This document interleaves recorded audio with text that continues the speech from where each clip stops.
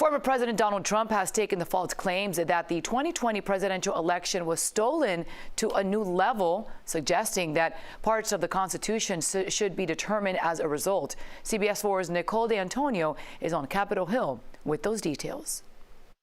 President Biden made sure to point out the theme of this year's holiday decorations at the White House during an event for the Kennedy Center honorees Sunday afternoon. We the people, the first words of the Constitution, the beating heart of our democracy, the story of our nation that makes America, America. The president's pointed remarks about the Constitution are in stark contrast to former President Trump's take on the founding document over the weekend, when he suggested on social media the possible termination of parts of the Constitution. The Constitution is set for a reason.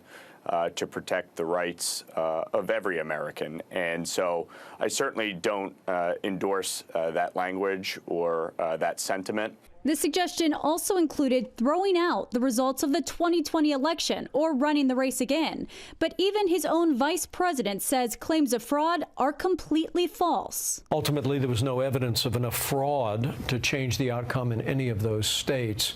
But I think it set the table and set into motion what ultimately led to a tragic day on January 6th.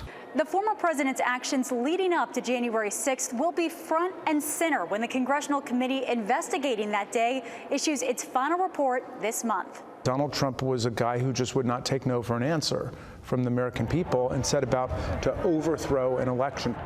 Trump's suggestion to overturn the 2020 results comes even as he's already declared his candidacy for the 2024 election. I will support whoever the Republican nominee is. Trump is also facing potential legal actions over January 6th and his possession of classified federal documents at his Florida home.